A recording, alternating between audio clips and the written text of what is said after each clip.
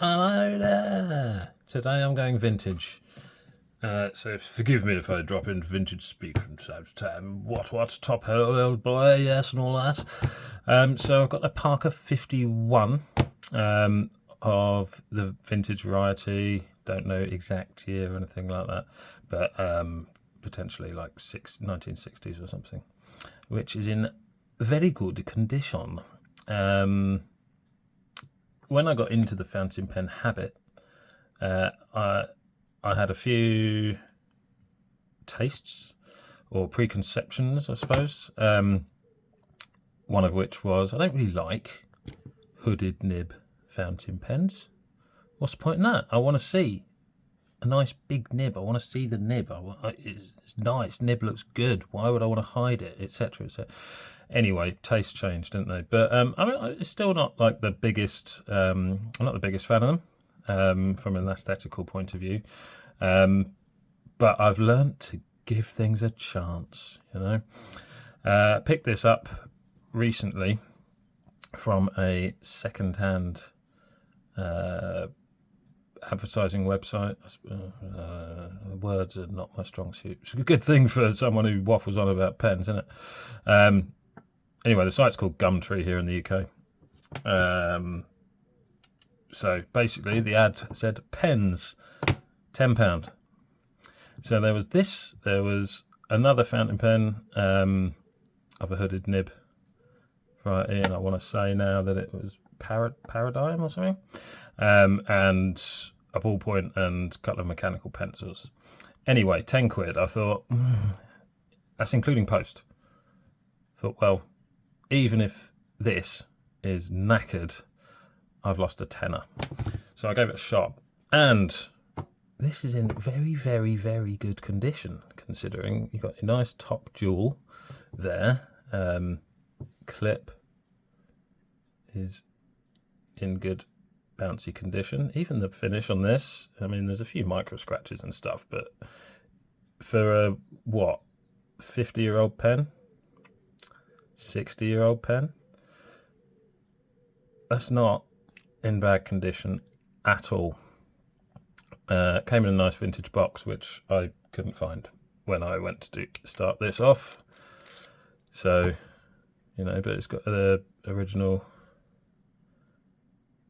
I presume original, I don't know, it could have been replaced, but aerometric filler in there with the sack. And on the barrel you got Parker and made in England. There you got a nice little ring just joining the section to the barrel there. As I say, hooded nib. You got what I think is an ebonite feed. I don't know though, could be plastic. I think they did ebonite back then, someone will tell me. As you can see, it's slightly off center there, which is kind of the only sign really of any use.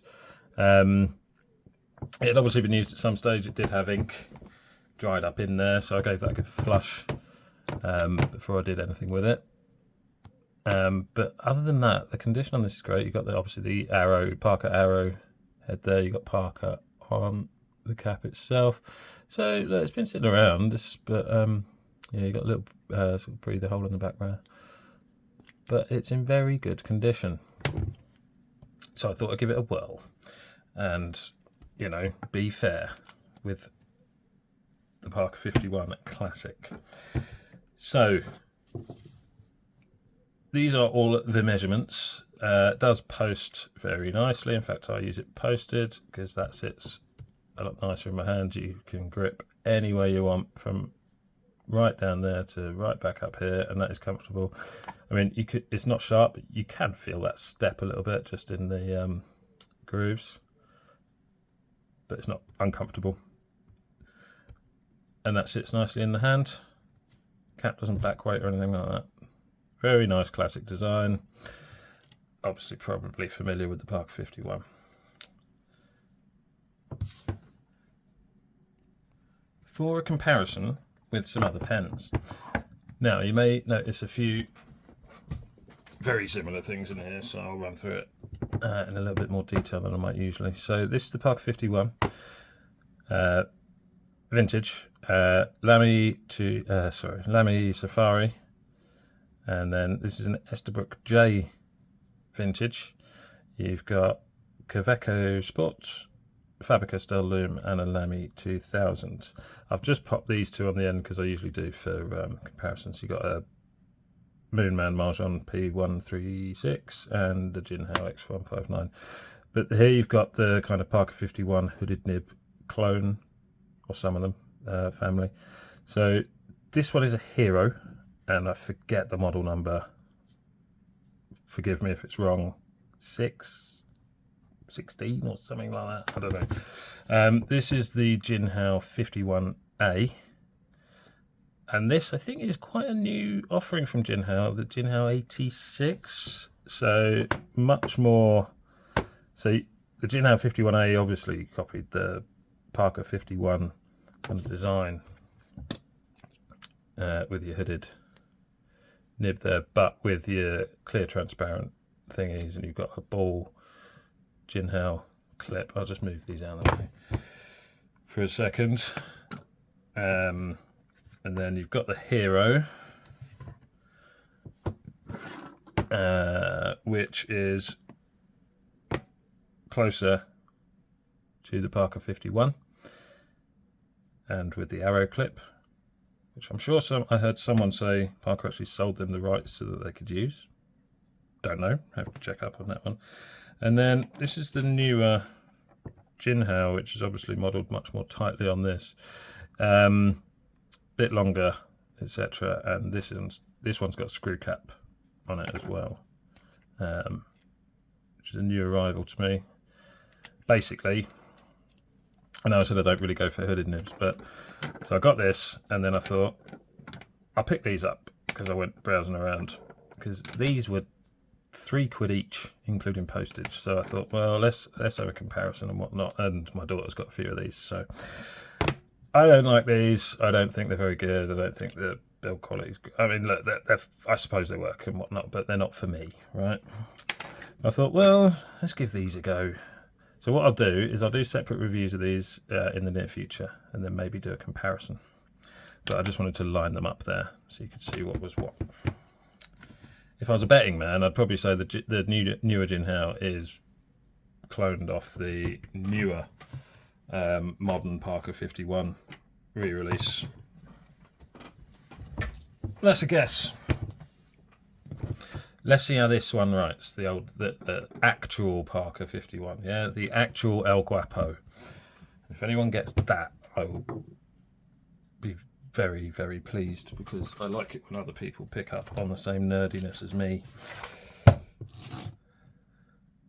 So let's see how this writes.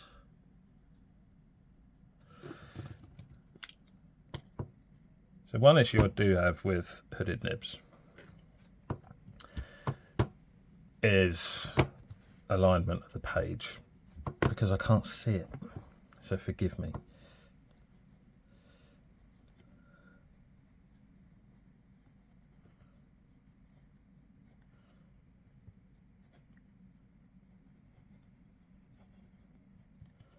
So I believe this has a 14 karat gold nib in, but I haven't been able to, so the section's still glued on, or shellacked, or whatever it is. So I haven't had a good look at the nib yet. I think it's a medium, just based on how it writes and whatnot. Could feasibly be a fine, but looking at it, I think it's a medium. What's that? Shut up and carry on, okay. Waterman Serenity Blue is the ink.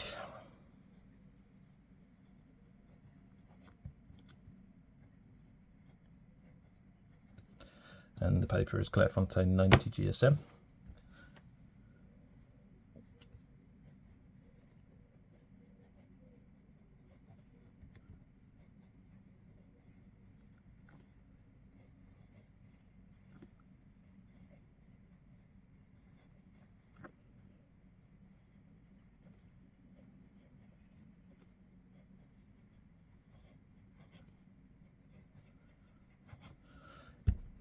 Very smooth writing experience.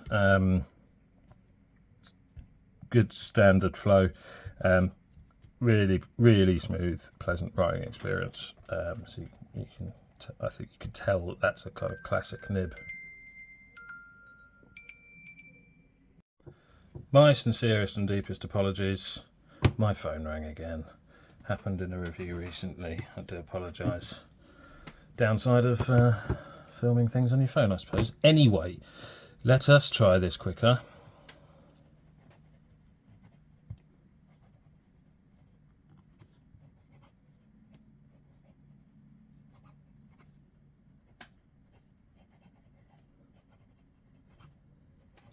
Keeps up nicely. Wetness, not gushingly wet.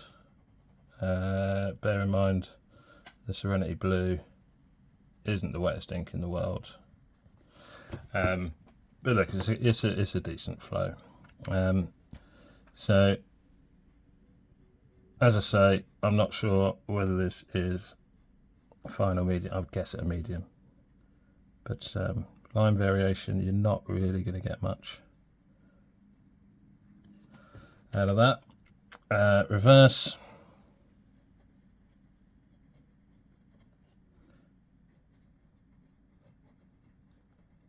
Quite smooth actually.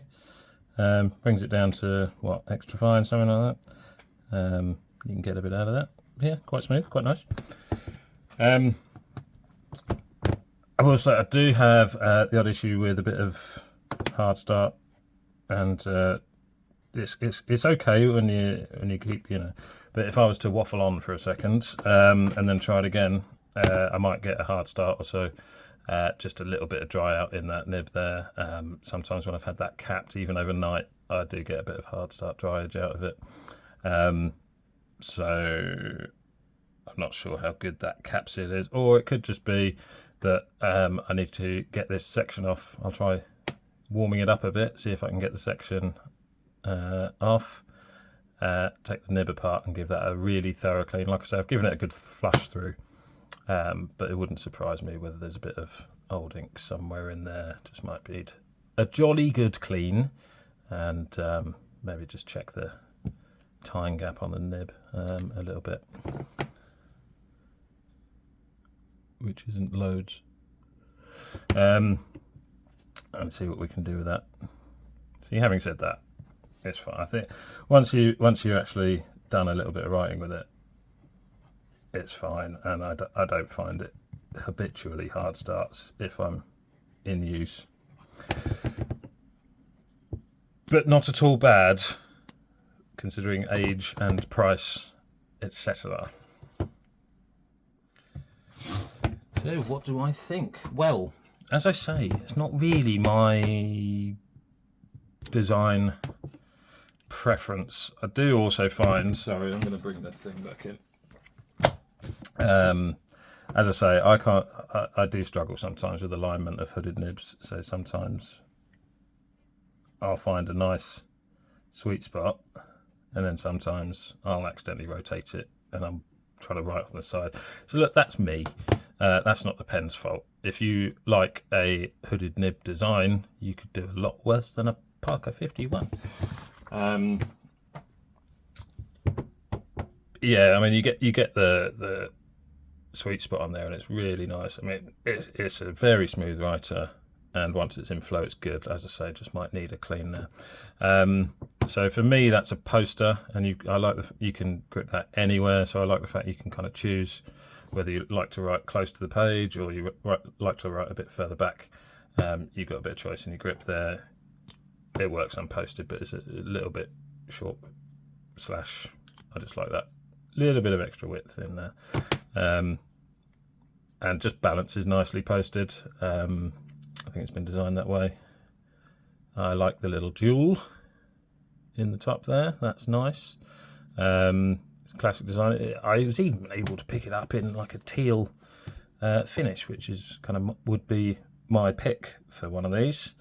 I've always liked those, and you've got that vintage kind of classic feel about it as well. It's nice to be holding something from X amount of years ago, still writes, good, you know, heritage on the pen and the maker. I'm sure many people have got many stories about how their dad, granddad, whatever, grandmother used to write with a Parker 51 or a 17 or whatever. I'm no exception. My gran used to write with Parker 51. I don't really remember it, but my mum talks about it all the time, so it's nice to have something like that. So I will see if I can clean that out a little bit more, if I can get the section off, maybe just straighten up that alignment section. You just see it's off there a little bit. But if you can pick one of these up at a decent price, it's well worth the punt, especially if you happen to really like the hooded nib design. You're probably not going to get as nice feel, balance, writing experience as a modern one. Even a modern 51, I've not tried, I've heard are not very good, because they've just got the kind of steel nib that they use for the jotter in there, which is a bit of an odd one for me. But you can, in my experience, you can pick these up, vintage ones, for cheaper, generally speaking, than the modern one. Depending on condition, obviously, you're going to have to be a bit careful with descriptions and things like that. But look, if you can find one at a decent price, take a punt. If it's your thing, you might find you get a little gem. As I say, I will probably do a comparison with the other ones I've shown. I'll do separate reviews of them in the near future once I've given them a proper run out and try out. They'll go in my work carry.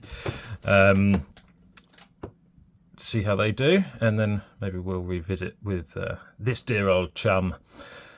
Alright, thanks for watching. Have a good day. Take it easy. Bye.